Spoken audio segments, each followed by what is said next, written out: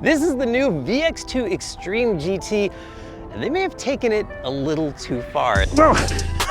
Jeez. Please. Whoa! Oh, no way!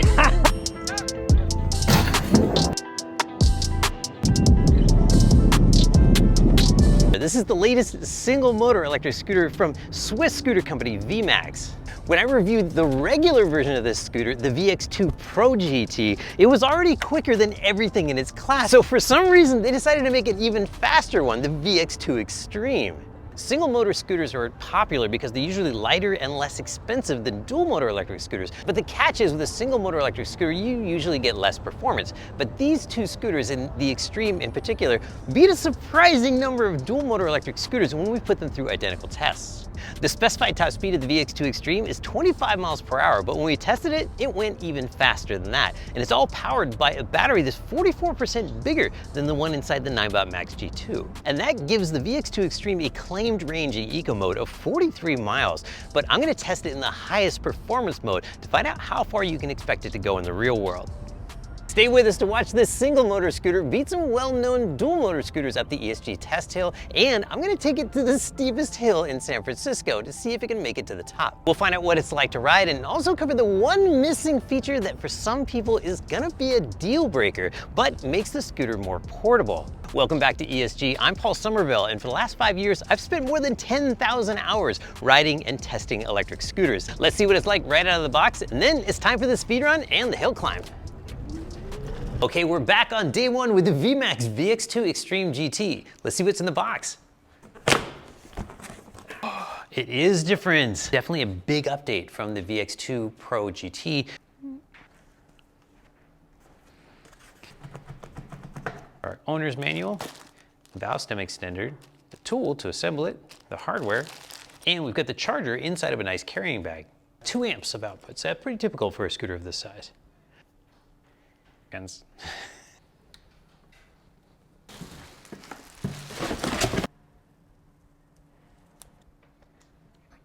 Let's find out how fast it goes in each of the modes, but first I've got to switch from kilometers to miles. Units. Miles. Oh, here we go, all set. Eco mode, we're in zero start. Let's see how fast it goes. Interesting, so just like before, eco mode is actually pretty fast. It's just smoother acceleration. All right, so we've got our eco and sport mode button kind of tucked away down here, and now we're in sport mode. Aha, same top speed, more or less. All right, let me show you how to get this into beast mode because it's not covered in the manual and it's not in the app. So in regular sport mode, like we were showing, we've got 21.4, 21.7 miles per hour. But to get into beast mode, you just click the power button 5 times, and the scooter has no reaction whatsoever, so you have no way of knowing it worked, except if you spin it up with the wheels off the ground, top speed is much higher, 26.5. And another function you should know about with the buttons is cruise control. There's also no indication whether cruise is active or not active, but 3 button pushes. Then if you hold the throttle open for a while, it doesn't make a sound, but the indicator shows up right here, and now it's going to continue holding its speed at whatever speed you were going. Of course, it'll cancel the cruise control if you touch the throttle or the brakes, but if you touch the throttle fast enough, it won't cancel. You have to touch it for about 1/10 of a second. Right now I'm going to get it on charge so I can start testing tomorrow with a full battery. This arrived with 91% charge already, but if it were empty, it takes about 6.5 hours to fully charge. Now it's time for a top speed run on the VX2 Extreme GT. We're gonna see if we can go faster than I went on the VX2 GT, the regular one that went 24.4 miles per hour. I'm gonna start off in regular sport mode, and then I'm gonna use a mode that's not documented in the manual to see if I can go even faster. Here we go, VX2 Extreme GT, top speed in regular sport mode. Go! Jeez. Okay, it's extreme, I get it. I forgot about the wheelies. You can't launch this like a regular scooter. Okay, let's try that again. Oh my God, that was not on purpose. Okay, here we go. 3, 2, 1, go. Okay, leaning forward. There we go. I launched it. 17, 18, 19, 20, 21. Okay, regular sport mode. Okay, 21.7. That's it, we're limiting out, so we're not gonna go any faster than that. 3, 2, 1, go. Gotta lean forward launching this thing. Okay, I got that down. Here we go. 17, 18, 19. It just gets right up and just smacks into the top speed and then limits. 21.9. And that's it. As fast as it's gonna go in this mode. Okay. Okay, so as promised, here's the undocumented beast mode, and it's really simple. You click 5 times. 1, 2, 3, 4, 5. Nothing happens, but indicated top speed goes up to 27.3 miles per hour, but we'll see how fast it's gonna go. 2, 1, go! Okay, okay. I got the launches down, no more. 3, 2, 1, go! Oh, little wheelie there. Oh, forgot to put the visor down. We're off and going, and it's...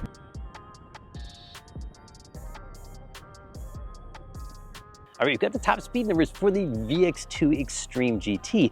It went 21.9 miles per hour in regular sport mode, which already beats the VMAX GT's 21.7. But then we threw it into beast mode and it went 26.3. So that's really fast for a single motor scooter, especially one of this size. From 0 to 20 miles per hour, it beat every scooter in its class, even its big brother, the VX4. And I know I'm gonna hear it from you guys in the comments if I don't address this. Yes, there is one single motor scooter we've tested which beats the VX2 Extreme. It's the Segway GT1, but I'm leaving that scooter out of this video because it's in a different weight class. At an ESG tested 104.8 pounds, the Segway GT1 weighs more than twice as much as the ESG tested weight of the VX2 Extreme, which is 47.0 pounds. So if you've watched this channel before, you know that is the ESG test hill, and it's a 10% grade, which means it goes up 20 feet as you go forward 200 feet. And I'm gonna try to beat the VX2 GT's time up that hill, which is 11.7 seconds on the VX2 Extreme. And I'm gonna try it first in regular sport mode, then I'm gonna try it again in beast mode to see if it's faster. All right, here we go, hill climb test on the VX2 Extreme GT in regular sport mode. 3, 2, 1, go. Oh, little power wheelie. All right, 13, 14, 15, 16, 17, almost 18 miles an hour at the top. All right, now I'm gonna attack the hill in beast mode and see if it's any faster. 3, 2, 1, go.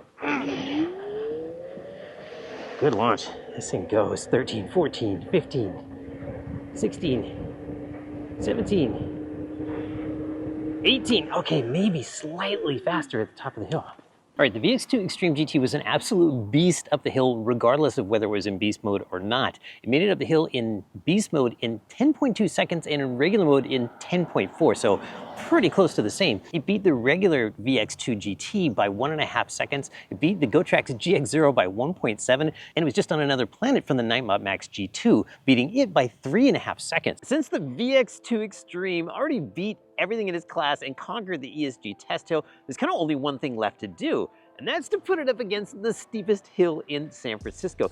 2 dual motor electric scooters have already failed to climb this hill, so I honestly don't think it's gonna make it, but there's only one way to find out. Let's go. All right, so to make this absolutely as difficult as possible, I'm doing it from a standing start. I'm in beast mode though, so let's see. Here we go. Oh man, I don't know. Oh, it's a struggle. It's doing it. It's doing it. I'm halfway up the hill. I did not expect this to work. The VX2 Extreme is gonna make it. I am going straight up the steepest hill in San Francisco. Oh, it gets a little steeper at the end. This might not make it. Oh, it's gonna do it. It's gonna do it. Oh, no way. I did it. Unbelievable. Unbelievable. All right, since I'm here anyway, I'm gonna try another challenge, and that's drum and regen brakes versus the steepest hill in San Francisco. See how they do. I'm gonna start with regen. It's not gonna do it. The regen's actually holding me. Okay, I'm picking up a little bit of speed, but like one regen brake. Nah, can I do it? Okay, I need a little bit just to stop at the stop sign, but it maintains speed. This thing's a monster. It is indeed extreme. Okay, that was absolutely unbelievable. It did it. The VX2 Extreme climbed the the steepest hill in San Francisco. A single motor scooter has succeeded where dual motor scooters have failed before. And I mean, this hill is so steep. It's at 32.5% grade. It doesn't have a sidewalk over here. It's got stairs. I am completely blown away by this electric scooter. Now it's time for the range test. I'm gonna go ride the VX2 Extreme GT until it just stops going. All right, we're about halfway through the range test, so it's time to get some riding impressions of the VX2 Extreme. First, let me take you through some of the between the regular VX2 and this VX2 Extreme GT. One are the thumb controls over here. Instead of a rocker switch for your turn signals, you've got these turn signal buttons here and a couple and the settings button up here. The big difference here, maybe the biggest difference, is this display. It looks amazing in sunlight or in the shade. I mean, it is clear as daylight. It's one of the best displays in terms of readability that I've ever seen. There are not a ton of details on this display, but you know, it tells you what you need to know. You got your percent battery remaining. It tells you your voltage, which I always like. You get your odometer, how many watts you're using, and then, you know, which of the two modes you're using, whether you're using, you know, sport or eco mode. It doesn't tell you if you're in beast mode or not, and then it won't tell you if cruise control is engaged or not until it kicks in. And then if it does kick in, you'll get a little green circle up here. Let's talk about the rest of the scooter. Let's talk about, you know, what it's like to ride. This scooter reminds me a lot of faster Ninebot Max G30, you know, the original Ninebot Max, and kind of a nicer Ninebot Max as well, because it just feels, I don't know, higher end somehow. It is quick, you know, it's really easy to forget you're riding a single motor scooter. It's just got so much more power than I'm used to from a single motor. It's got a bigger battery than Ninebot Max. I have a feeling like we're gonna kind of just match the range of the Ninebot Max G2, but we'll find out. This is a super solid feeling scooter. There are no squeaks, there are no rattles, really just doesn't do anything wrong at all. I would like to see these handlebars kind of curve back a little bit. They're a little straight for my taste. In fact, they're exactly straight from side to side, and just feels better on my wrists, especially on a long ride like this. The bars are turned back a little bit, so my wrists are at a more natural angle. Ignore this guy right here. As always, this is just the transmitter that's showing the speed or lack thereof in the bottom right corner of the screen. Not part of the scooter. So the brakes are really interesting on this scooter, and if you've seen the previous reviews, you'll know that they use a dedicated regen on one of the levers. That's this one right here. It feels like a mechanical brake, but it is actually delivering just pure regen to the rear brake. The VX2 Extreme GT stopped from 15 miles per hour in 11.5 feet, beating the regular version by 2.4 inches. A solid result, especially considering it uses drum brakes, which tend to have less bite than discs, but on the plus side are much lower maintenance. So the grips, they feel good, and they don't move when you're riding. And then you've got your bar and turn signals. But what I like about them is they're up high. The cars are going to see them from in front or behind. One thing you definitely notice is, oh, look at that.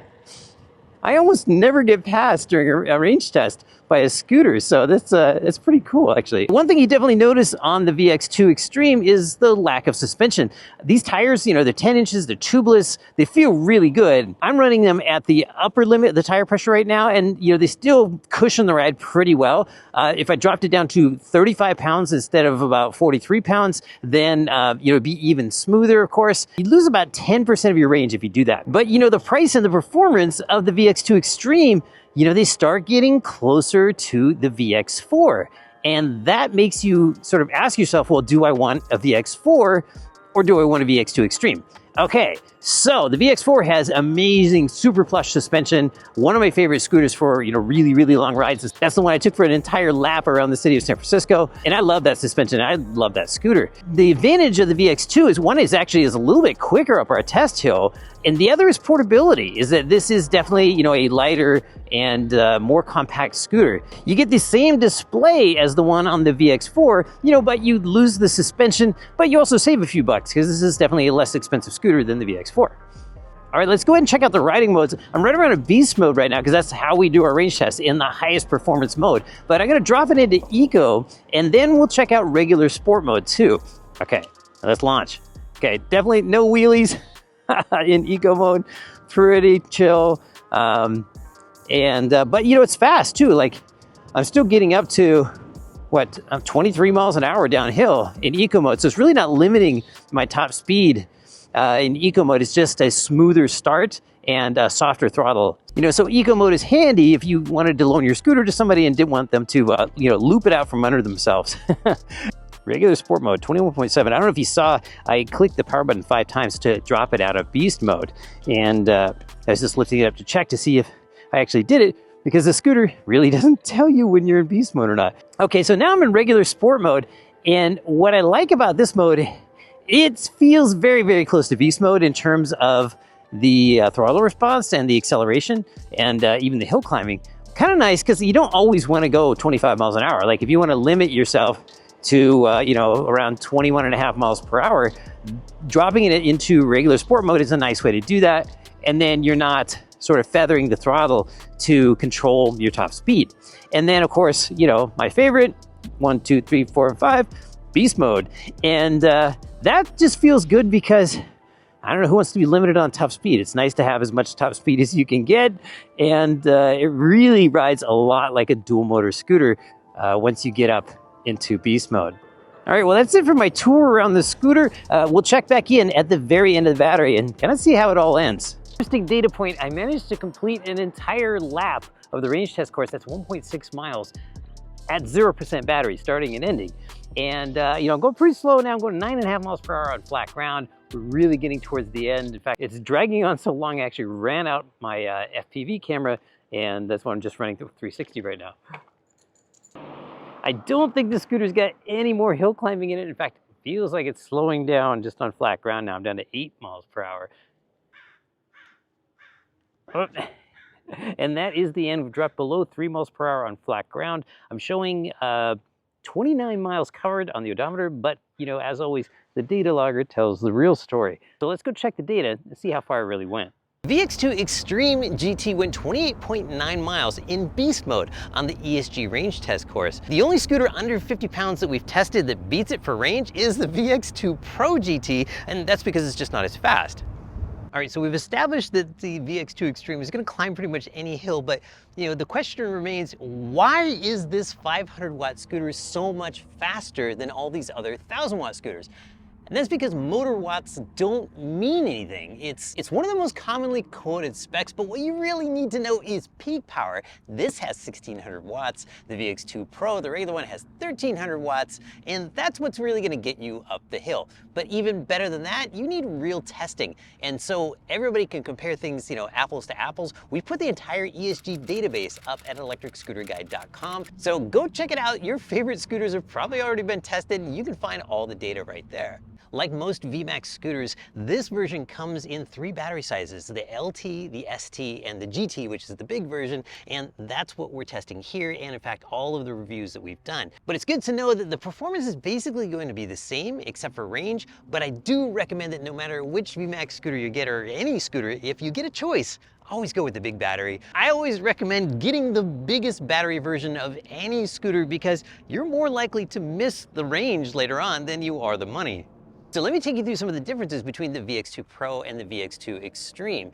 So the LT and the ST versions of both these come with the same battery sizes, but the GT version of the Extreme is 3% bigger, which is not a different configuration, but most likely a different brand of batteries, and I'll bet they did that in order to get that 1,600 watts of peak power. The most noticeable difference between the two is the 4-inch TFT display on the VX2 Extreme, and it is definitely an upgrade. It's super bright, easy to read, and gives you direct control over all the settings you need access to. Whereas on the VX2 Pro, if you want to change anything, you're going to need the app. And that brings us to the next difference, which is something you really wouldn't expect, is that the VX2 Pro uses a different app. It uses the white app, and then the VX2 Extreme uses the black app. The white app of the VX2 Pro is actually much more feature-rich, but you need it because you've got to pretty much control the scooter with the app. Whereas the app for the VX2 Extreme is pretty basic, but you kind of don't need it because you've got all the control right here. And on the Extreme, you get a USB port right here for charging your phone, something you don't get on the Pro.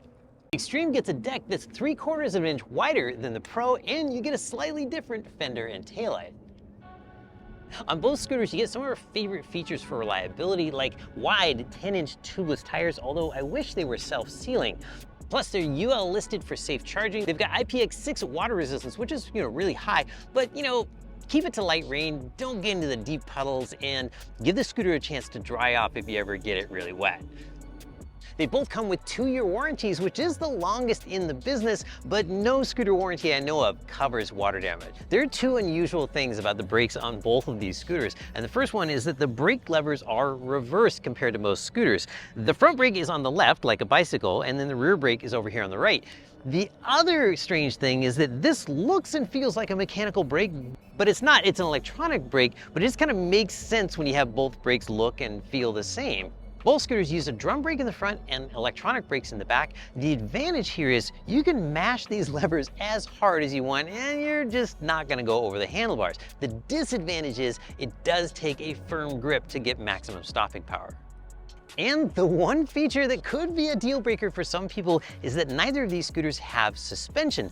But they do have tubeless tires that the manual says you can run from 29 to 43.5 pounds of pressure. And if you run the lower pressure, it's a pretty smooth ride, but you will lose about 10% of your range. But of course, the upside of not having suspension is that you end up with a lighter scooter that's more portable and easier to fit in the trunk. It's got bar and turn signals that you can see from in front or from behind, and then a bonus set down here at the back. But my favorite thing about them are these little rubber covers right here, and this is why. Still works. They aren't self-canceling, but the scooter reminds you that they're on right here and of course at the end of the bar. The stem latch and the deck latch are both easy to use, and because it weighs 6.5 pounds less and is 3.5 inches shorter than a VMAX G2, it's easier to pick up and easier to put in the trunk. Pros of the VX2 Extreme include you get an unusually large amount of range and excellent hill climbing in a scooter that's relatively portable and has excellent build quality. Cons include that yes, you get more performance than the VX2 Pro, but it's not that much more. But that's offset a bit by the fact that this display gives it a higher end feel. And a con of both scooters is that of course you don't get suspension, which is something you start to expect at this price point. But with the big tubeless tires, the ride is relatively smooth. So who is the VX2 Extreme for? Well, as you saw from my 2 unintentional wheelies in this video, it's probably not for brand new riders unless you think you can always remember to keep your weight forward during hard acceleration. But for me, I think the power is a ton of fun. I think this makes a great commuter and it's a great scooter for just adventuring around the city, especially with the tires aired down to 35 PSI. Having a relatively light scooter with a ton of range that can squash any hill gives you a big sense of freedom when you're out exploring. For the latest specs and coupon codes for the best price on the VX2, check the links in this video's description. And full disclosure, using the links helps support this channel and all of the research that it takes to make more videos like this one. I'm Paul Somerville from Electric Scooter Guide. Don't ride like me, but do always remember to wear a helmet. And if you like this video, we've picked out 2 more that we think you'll love and linked them right here.